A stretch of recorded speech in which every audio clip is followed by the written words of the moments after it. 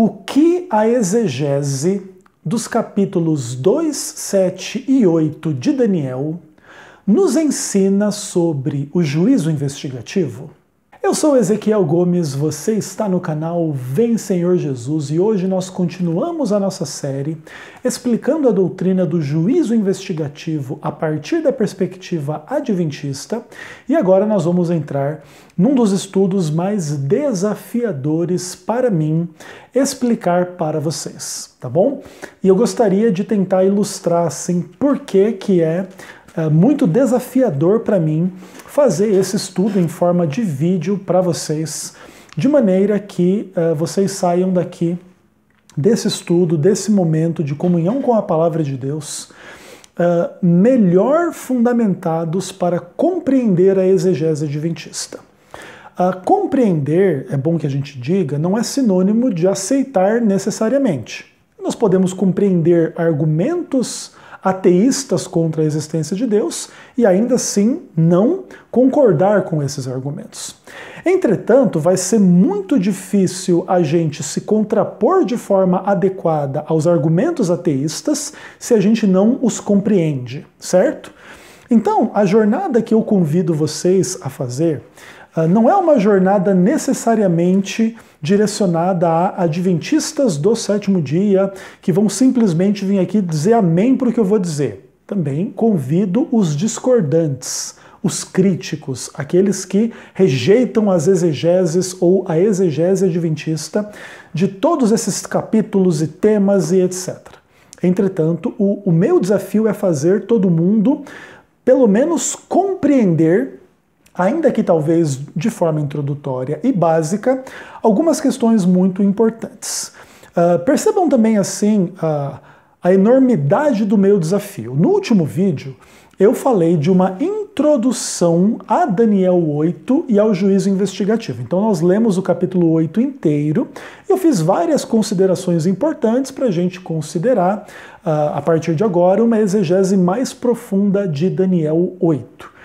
E aquilo que eu vou propor para vocês é que a gente não pode entender Daniel 8 se a gente não entende Daniel 7, Daniel 2. Adiante na série também vai ficar claro que a gente não entende Daniel 8 se nós não entendemos Daniel 9, se a gente não entende Levítico 16 e etc.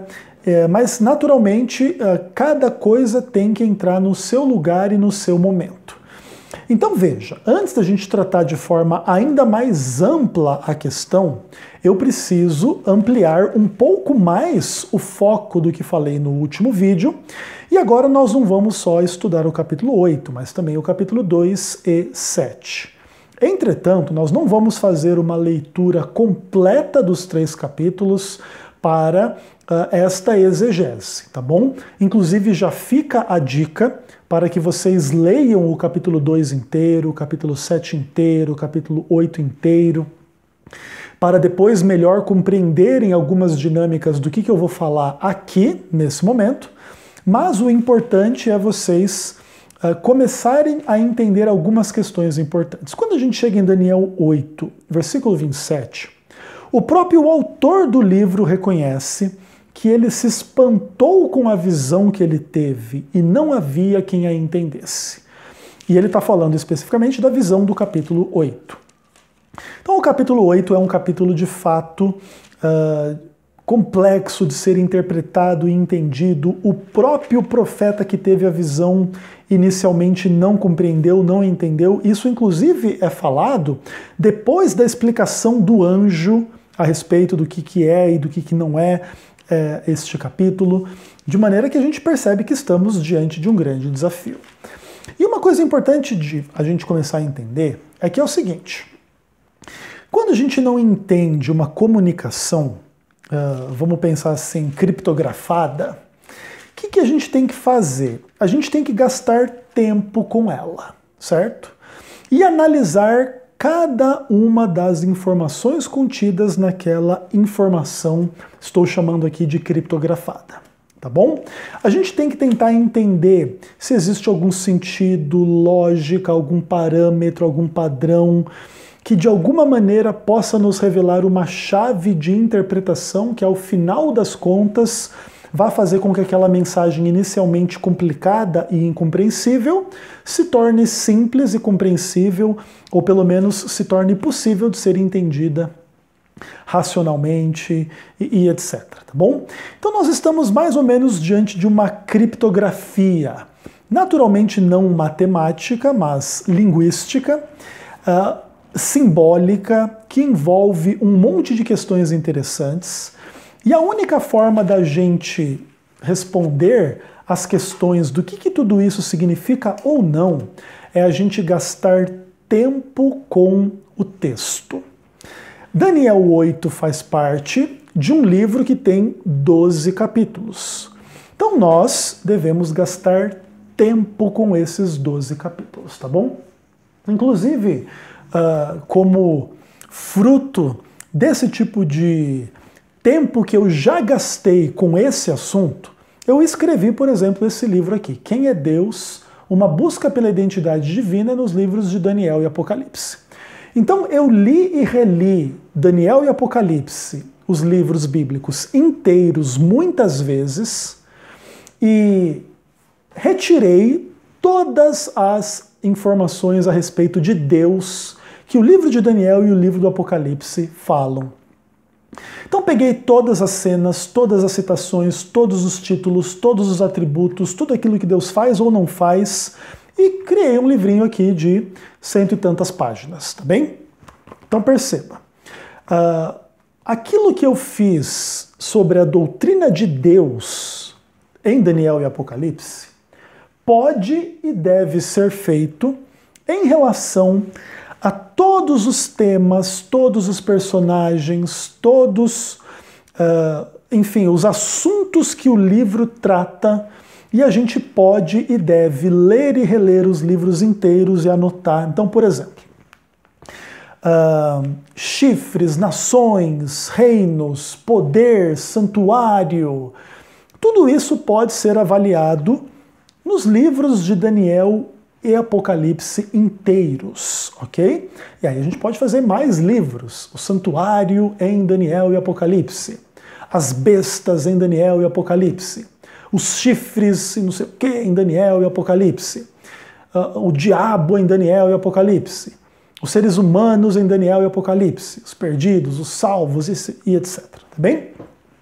Então isso é importante de vocês entenderem, porque quando a gente começa a estudar a Bíblia desta forma, sistemática, ampla, profunda, a gente começa a ler o texto, a gente começa a se dedicar ao texto e a gente começa a perceber alguns parâmetros, padrões, repetições, termos, números, personagens, que vão de alguma maneira ou outra se repetindo ao longo do livro, e o livro vai repetindo informações a respeito das mesmas entidades históricas, proféticas, espirituais e etc., e vai aprofundando a quantidade de detalhes a respeito destes personagens repetidos, tá bem?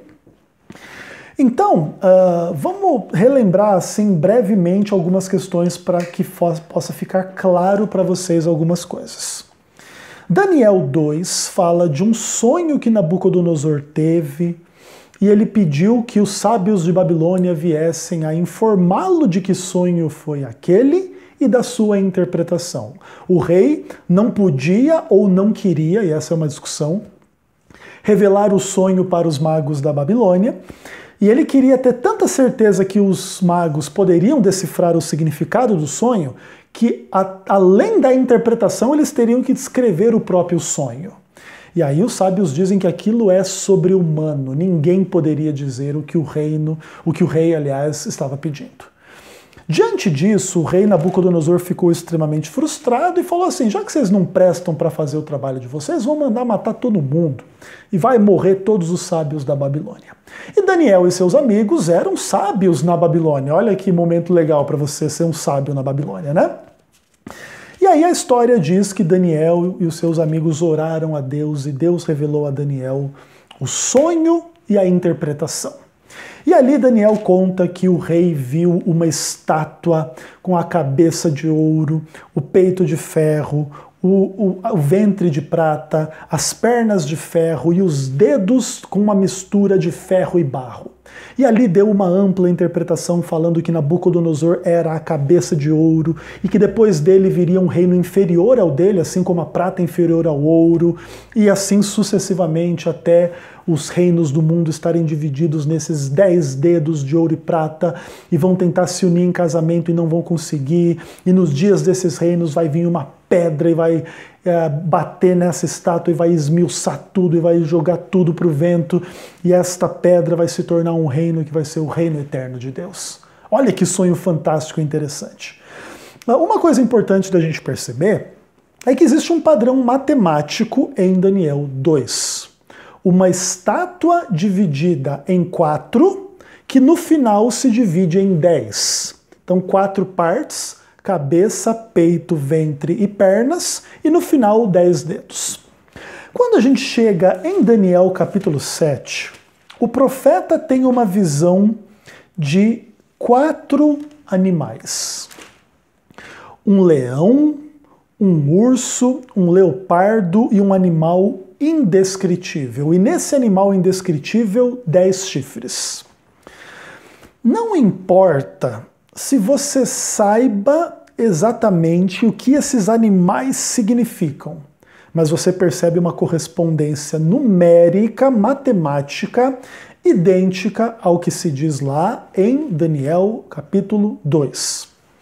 Como Daniel identifica a Babilônia, o rei de Babilônia, o reino de Babilônia, como a cabeça de ouro, que é a primeira divisão dessa estátua, a gente percebe que quando Daniel 7 fala do primeiro animal, que é como um leão, que tinha asas de águia e não sei mais o que, e foram arrancadas as asas e foi levantado da terra e foi posto em pé como homem e foi lhe dado mente de um homem, provavelmente, se essa dinâmica matemática faz sentido e aponta para uma repetição, e agora as entidades do capítulo 2 estão sendo apresentadas no capítulo 7 sobre outros símbolos, mas existe uma repetição, então a lógica será de que a cabeça de ouro da estátua de Daniel 2 corresponde ao leão alado de Daniel 7, que foi colocado em pé da terra, posto em pé como homem e coisas desse tipo. Vocês sabem, inclusive, que é uma questão interessante, que Daniel 4, tá bom? Versículo de número 16, fala da experiência que Nabucodonosor teve, quando mudou-se-lhe o coração para não ser mais coração de homem, e foi dado a ele um coração de um animal, e ele passou sobre ele ali 7 tempos, ele ficou maluco, depois ele recobra a consciência, ele louva o Deus do céu e etc. Perceba que foi lhe dado ali um coração, aliás, perceba ali que ele foi colocado como um homem, né? Levantado da terra, posto em pés como homem e etc. De maneira que algumas pessoas veem aí uma relação entre Daniel capítulo 7, este homem aqui descrito, com o homem Nabucodonosor dentro daquela situação que se tornou como um animal, o seu coração. Perceba? Homem, animal, o reino lá da Babilônia, a cabeça de ouro, o primeiro animal de Daniel 7. Matematicamente, assim como vamos pensar assim, a cabeça de ouro daria lugar a um reino inferior simbolizado pelo peito de prata, o urso, primeiro animal de Daniel 7, é seguido de um urso que tem 3 costelas sobre a boca e que tem um dos lados mais levantados do que outro e que devora muita carne. Bacana, interessante. Depois desse urso, assim como após o peito de ferro, o peito de ferro, enfim, o peito de prata, segue-se um ventre de bronze, após o animal urso, segue-se um animal leopardo que é alado e tem 4 cabeças. Bacana. Até agora, se existe uma correspondência matemática, tal qual a gente está descrevendo, E essa correspondência matemática diz que a cabeça de ouro, o reino de Babilônia, é simbolizado pelo leão alado. O que simboliza esse urso e esse leopardo ainda não está claro até o capítulo 7 de Daniel. Ponto, não está assim muito claro. Claro, já existem algumas correspondências, então assim como o ouro é mais importante, entre aspas, do que a prata, do que o bronze. Na escala do mundo animal tem um pouco dessa ideia que o urso, aliás, que o leão está lá no topo da cadeia alimentar, depois vem o urso, depois vem o leopardo, daqui a pouco vai vir um animal estranho, tal, etc. Então, já existe aí uma correspondência matemática, e assim como lá a quarta divisão na estátua, que são as pernas de ferro, se dividem em 10 dedos, o quarto animal estranho vai ter os seus 10 chifres, por exemplo. Tá? Então, essa matemática ela está nos conduzindo a fazer esses paralelos, a nos aprofundar nesses paralelos. E uma coisa importante de vocês entenderem é que quando a gente estuda esse tema em forma de texto, às vezes é mais fácil de compreender do que em forma de vídeo, tá? Mas eu espero que vocês estejam compreendendo a lógica da questão, que é uma lógica que surge do próprio livro de Daniel em si, que apresenta estas imagens nesses números e nesses termos. E naturalmente, se a gente tiver um estudo literário um pouco mais aprofundado, você vai começar a perceber que existem um monte de elementos paralelos entre a cabeça de ouro, o primeiro animal, o peito de ferro, o segundo animal, o ventre de bronze, o terceiro animal, as pernas de ferro, o quarto animal, e os dedos, os 10 dedos de ferro e barro com os 10 chifres lá do quarto animal, tá bom? Entretanto, se você para essa leitura no capítulo 7, sobram muitas lacunas. A única coisa que você sabe é que tem lá um primeiro reino de Babilônia, que inclusive é uma coisa interessante, que quando o profeta vai explicar quando, aliás, o anjo vai explicar o que acontece em relação a esses 4 animais, a gente lê, por exemplo, em Daniel 7, que o anjo diz assim, né? Estes grandes animais, que são 4 reis que levantarão sobre a terra. Opa, agora já está começando a ter uma interpretação. Assim como o capítulo 8 tem a interpretação do anjo lá no final, aqui o anjo está começando a interpretar também. E ele quer saber a verdade a respeito dessa situação como um todo, e aí se diz então que 4 reinos simbolizam 4 animais. Assim, então, agora, os 4 divisões da estátua também simbolizam esses 4 reinos da mesma forma, certo? E essa divisão em 10 no final também simbolizam alguma coisa aí dividida em 10 no final. Beleza, bacana. Então você tem ali algumas explicações interessantes a respeito desse tipo de coisa. Agora a coisa já está ficando um pouco mais clara a partir do estudo da Bíblia em si. E aí então a gente vai passar para o capítulo 8. E ali no capítulo 8 vai existir uma questão muito interessante entre um carneiro e um bode. E a gente já estudou esse capítulo no vídeo anterior, e a gente sabe que este capítulo já dá o nome dos reinos que são descritos em Daniel 8, e ali o anjo, quando explica a situação como um todo para o profeta, vai acabar revelando que o carneiro simboliza os reis da Média e da Pérsia, lá no verso 20, e no verso 21 do capítulo 8 se diz que o bode representa o rei da Grécia. Então, se a gente começa a preencher as lacunas desta história como um todo, a cabeça de ouro simboliza a Babilônia, o peito de prata simboliza o reino dos Medo-Persas, o ventre de bronze simboliza o reino dos gregos. Vai começar a ficar interessante. E o simbolismo agora entre Daniel 8 e Daniel 7 vai começando a ficar bem interessante os paralelos, certo? Por exemplo, em Daniel 7 se fala que o urso, que representa o segundo animal, o segundo reino, que agora está identificado como Medo-Pérsia, ele tinha um dos seus lados maior do que o outro. Quando você vai para o capítulo 8, verso 3 e 4, ali se diz que tinha um carneiro que tinha 2 chifres e um era mais alto do que o outro. Então, assim como o urso está assim, um lado um pouco mais alto que o outro, o carneiro tem um chifre mais alto do que o outro. Esse é um dos paralelos que existem entre o segundo animal de Daniel 7 e o carneiro de Daniel 8. E aí então a gente vai matando a charada e a gente vai completando o nosso quadrinho de reinos mundiais que vão existir dentro da história de acordo com a profecia de Daniel, tá bom?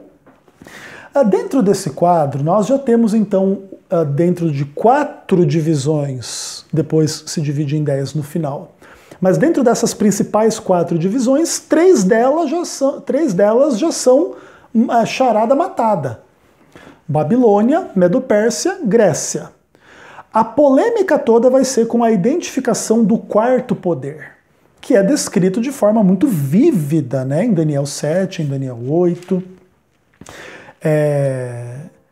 Enfim, é um 4º animal que tem 10 chifres, e desses 10 chifres cai 3 chifres, surge um chifre pequeno, e tem ali uma blasfêmia horrível e terrível, e ali se estabelece o tribunal para destruir esse poder desse chifre, e o Filho do Homem recebe o reino, e os santos recebem o reino para viver eternamente.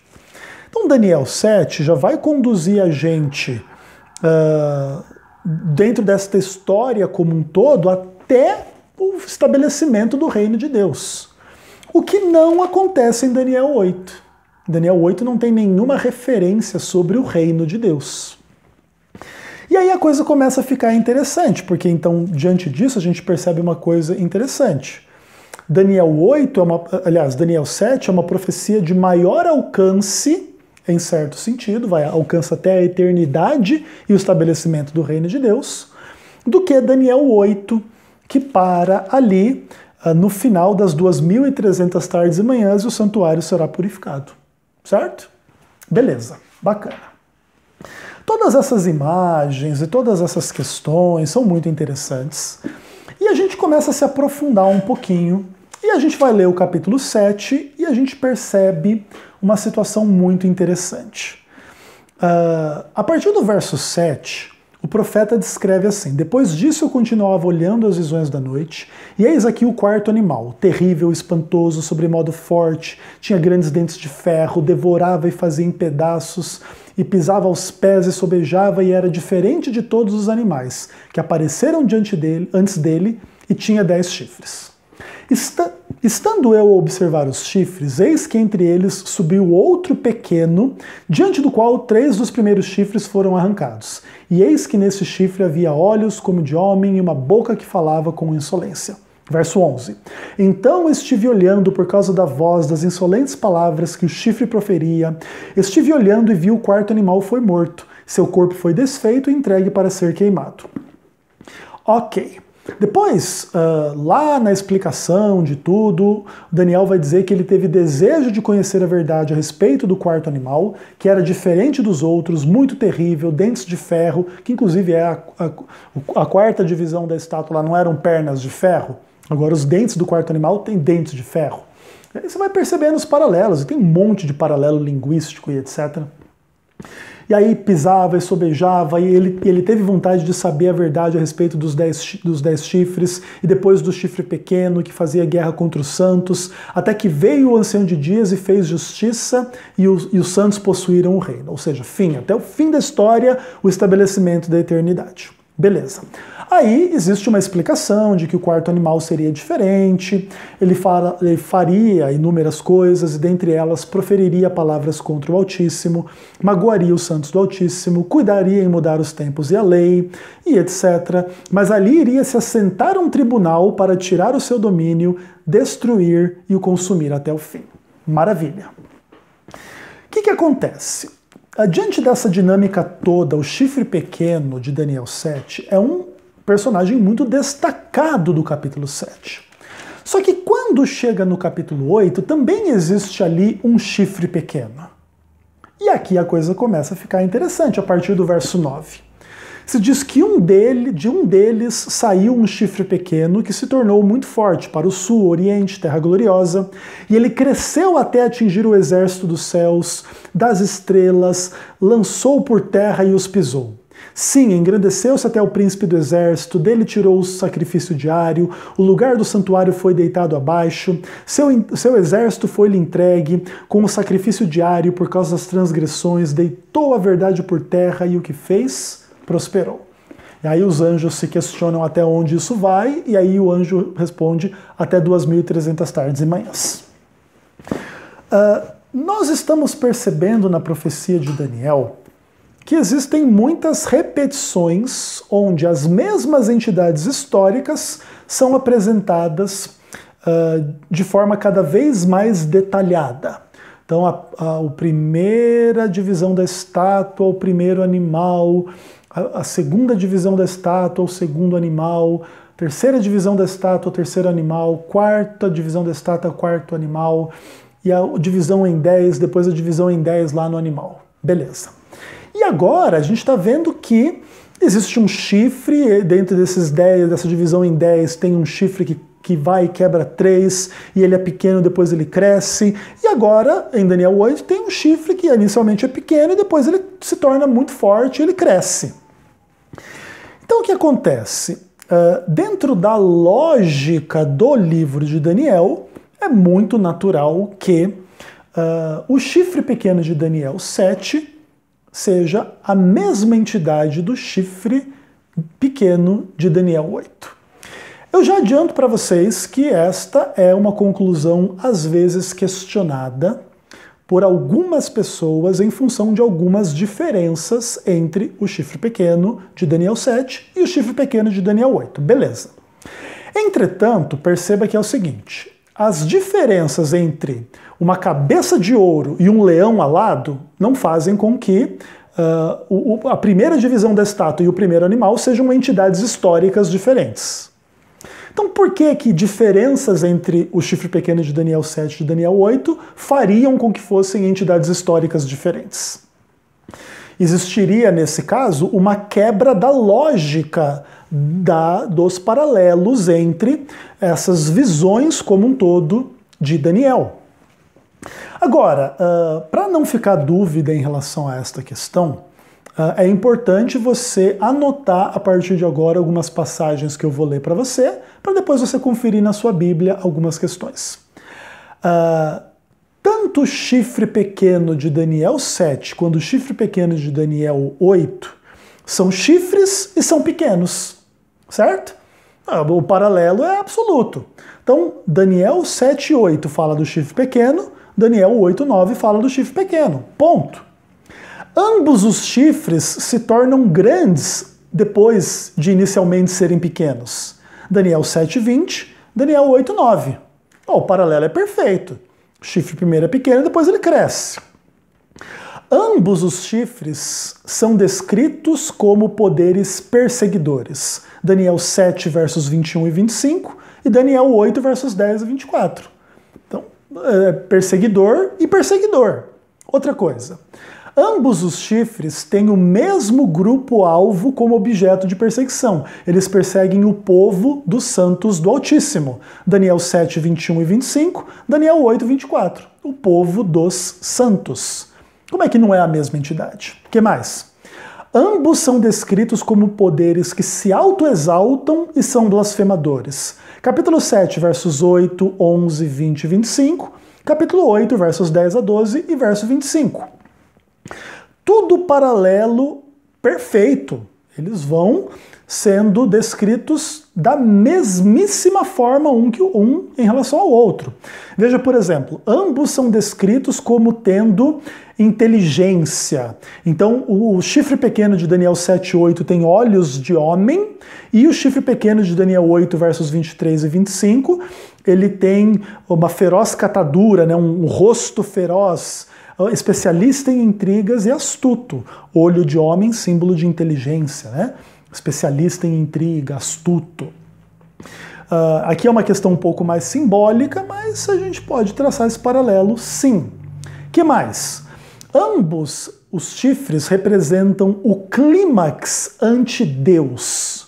Eles são poderes contra Deus. Capítulo 7, versos 8, 9, 21, 22, 25, 26 e o capítulo 8, versos 12, 14 e 25. Outra coisa, ambos os chifres têm aspectos das suas atividades delimitados por tempo profético. Veja Daniel 7, 25. O que fala lá? Mudará os tempos e a lei, e os santos lhe serão entregues nas mãos por um tempo, 2 tempos e metades de um tempo. Então tem um limite temporal que a profecia aqui estabelece. O que acontece com o chifre pequeno de Daniel 8? Até 2.300 tardes e manhãs, e esse treco aí vai ser purificado, que vai ter que ver sim com toda a questão do chifre pequeno. Essa é uma outra polêmica. Assim, a função do chifre pequeno na contaminação do santuário a ser purificado.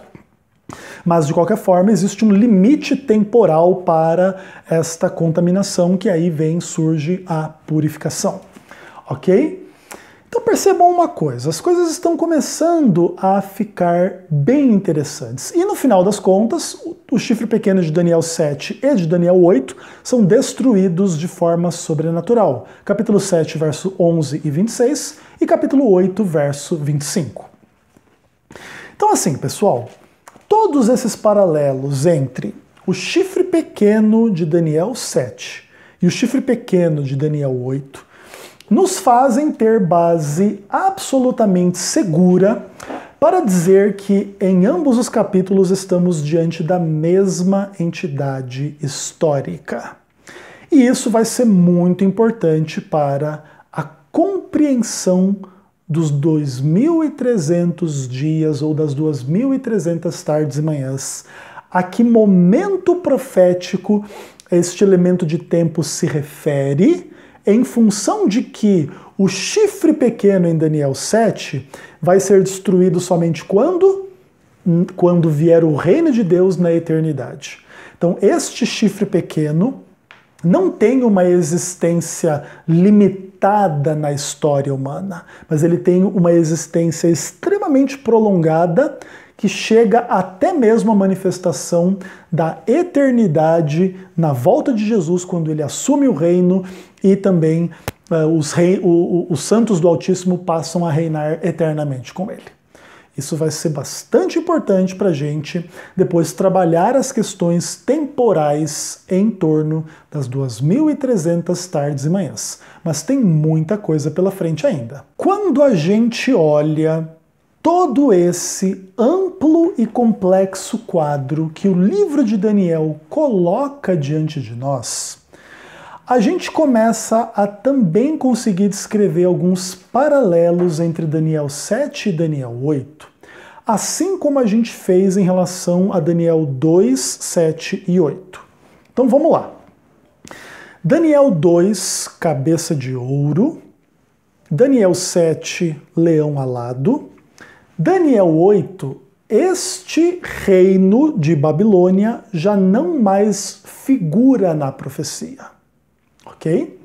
Porque agora Daniel 8 vai tratar do reino da Medo-Pérsia, que é simbolizado pelo peito de prata da estátua e pelo urso de Daniel 7. E agora o capítulo 8 ele já vai partir deste reino, que na perspectiva mais ampla já é o segundo reino dos 4 reinos de Daniel 7 e de Daniel 2, ok?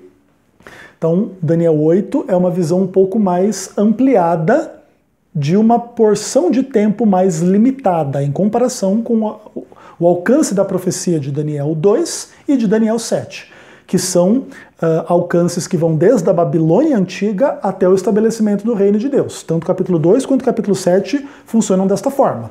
E o capítulo 8 é uma lupa exegética, bíblica, da revelação sobre um período diferente no meio dessa história, que vai, de alguma maneira, ser o foco das nossas atenções a partir de agora. Então vamos lá.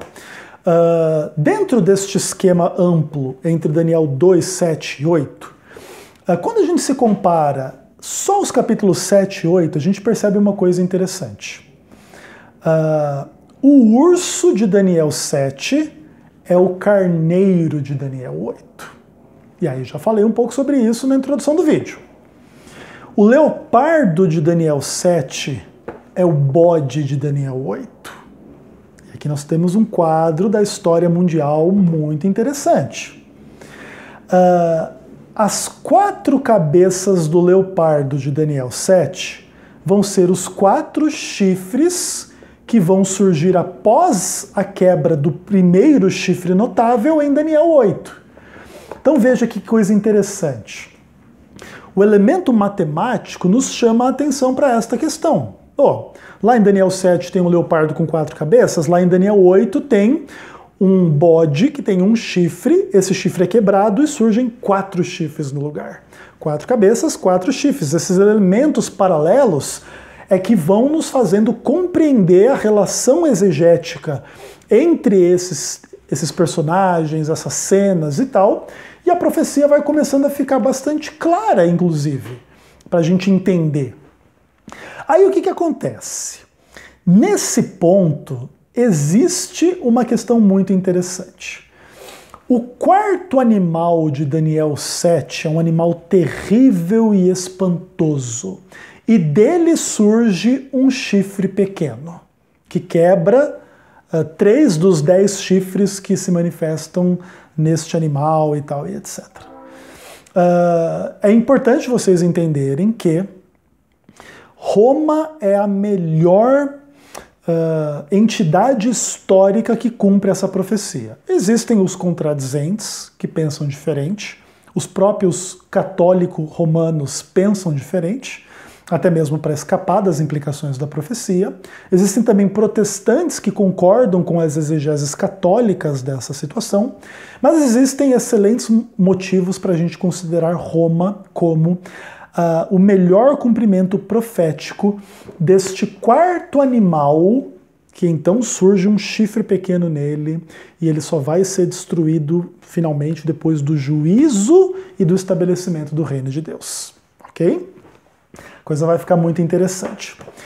Porém, quando a gente chega em Daniel 8, você não tem a presença de um animal com um chifre, mas você tem uma dupla representação de um chifre pequeno, que inicialmente age na horizontal e depois na vertical. Diante disso, os exegetas adventistas compreendem que o chifre pequeno de Daniel 8, na sua fase horizontal, é paralelo ao 4º animal de Daniel 7. E quando o chifre pequeno se orienta de forma vertical, ele é paralelo ao chifre pequeno de Daniel 7.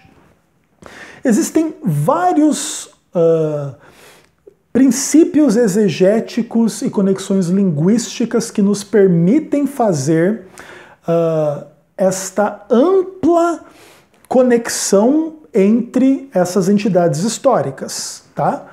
Naturalmente, quando a gente faz um estudo literário do texto de Daniel, quando a gente lê, talvez isso fique mais claro do que quando a gente ouve, tá? Mas o fato é que as divisões, as questões matemáticas destas revelações como um todo e as características dos animais e da estátua e de Daniel 7, 8 e etc. nos permitem concluir com bastante segurança o que nós estamos dizendo. E naturalmente vão existir polêmicas e entendimentos contrários ao entendimento adventista. O que eu estou fazendo nesse momento é só estabelecer, naturalmente também de forma introdutória e resumida, o que o adventismo entende, e lá na frente, depois que eu terminar essa série, e aí eu for começar a analisar os vídeos lá da TV Caminho Livre, que colocam lá as críticas ao entendimento adventista, então aí quando eu for analisar os vídeos deles, e aí nós vamos oferecer mais respostas do porquê que os argumentos contrários à exegese adventista não devem prevalecer à luz de questões linguísticas, contextuais e exegéticas absolutamente sólidas a partir da palavra de Deus. Esse material que eu estou fazendo vai servir de base para aquilo que vai ser dito depois em resposta à TV Caminho Livre, mas ainda não é o foco do que nós estamos fazendo nesse momento. Estamos simplesmente apresentando os motivos, inclusive de forma introdutória, da exegese adventista, tá bom? Só que a maior questão de todas, que é importante de ficar claro para vocês, é o que tudo isso nos ensina a respeito do juízo investigativo. Esse é o ponto focal deste vídeo. Perceba uma coisa importante. É compreensível que para muitas pessoas, todo esse estudo do livro de Daniel que nós estamos fazendo até aqui, seja difícil de entender onde é que isso vai chegar. Parece tudo muito confuso, são imagens muito complicadas, é uma cabeça de ouro que é um leão, é um peito de prata que é um urso, que é um carneiro, é um ventre de bronze que é um leopardo, mas que é um bode, é uma perna de ferro que é um quarto animal, mas que é um chifre pequeno. Ah, que porcaria é essa e onde é que isso chega? A questão mais importante da gente perceber toda essa interessantíssima dinâmica entre esses personagens, entre essas cenas, entre essas entidades históricas, remonta a um paralelo muito importante. O juízo investigativo de Daniel 7 é paralelo à purificação do santuário de Daniel 8. E antes que você comece a espernear, saiba que nós vamos tratar com polêmicas e entendimentos contrários a esta conclusão, e vamos fundamentar por que esses entendimentos em contrário não são melhores e nem devem prevalecer sobre a exegese adventista. Tá bom? Claro que no final das contas também vamos admitir que cada grupo, tradição religiosa e cada pessoa tem o direito de interpretar e de crer na sua interpretação de maneira que ninguém precisa ser obrigado a crer no entendimento adventista, mas uma coisa tem que ficar clara no final das contas em relação a tudo isso. O entendimento adventista está calcado numa exegese séria e profundamente comprometida com o texto. O fato de existirem exegeses concorrentes ou entendimentos diferentes não tira a seriedade, profundidade e caráter bíblico do entendimento adventista. Por quê? Como nós temos claramente estes paralelos entre estas entidades, essas divisões da estátua, esses animais, tanto em Daniel 7 quanto em Daniel 8, os paralelos vão cumprindo o panorama histórico de uma forma tão interessante, tão perfeita em termos lógicos, matemáticos, linguísticos, contextuais e etc., que não é irresponsabilidade adventista conectar o juízo de Daniel 7, a cena do tribunal, com a purificação do santuário em Daniel 8. Claro, eu também preciso admitir que nesse momento é possível que para alguns de vocês isso ainda não esteja muito claramente comprovado. Tudo bem. Para fazer uma comprovação um pouco mais sólida deste paralelo, nós precisaremos trabalhar com as noções de Levítico 16, também do livro do Apocalipse, capítulo 10, 11, 12 e adiante, porque estes capítulos todos do livro de Hebreus também, eles vão ser importantes para amarrar muitas destas coisas que talvez para alguns ainda não estejam suficientemente amarradas nesse momento, tá bem? Mas eu estou seguindo os passos de forma lenta, gradativa, tentando explicar da melhor forma possível em um contexto de vídeo e não de texto, para que vocês entendam, tá bom? mas a gente ainda vai justificar de forma mais ampla o porquê desta conclusão de que o juízo, a cena do tribunal, que inclusive antecede aí a entrega do reino nas mãos do Filho do Homem e depois a eternidade dos salvos no reino de Deus, com a purificação do santuário. Essa será a tarefa, ou uma parte da tarefa do próximo vídeo, onde nós vamos analisar as conexões entre Daniel 8 e Levítico 16, e toda a questão do juízo a partir do santuário como purificação, inclusive como símbolo do juízo final entre salvos e perdidos, ok? Creio que esse vídeo vai ser um vídeo muito denso. Se você quiser, inclusive, ver mais de uma vez, veja anotando os textos, veja, de alguma maneira, anotando as coisas, as cenas, para você, de alguma forma, mais cedo ou mais tarde, começar a entender a lógica das questões. Claro, ainda faltam alguns elementos, mas esses elementos chegarão a seu tempo. A exegese adventista de Daniel é uma exegese profundamente comprometida com o texto. Por isso também, inclusive, é um pouco difícil de explicar, porque as conexões linguísticas, o texto original, as cenas, as imagens, os personagens, é tudo muito interessante, mas ao mesmo tempo é tudo muito complicado, tá? Isso a gente tem que reconhecer. Mas, no final das contas, nessa jornada, existem princípios hermenêuticos, exegéticos, linguísticos absolutamente sólidos para embasar biblicamente a nossa doutrina do juízo investigativo.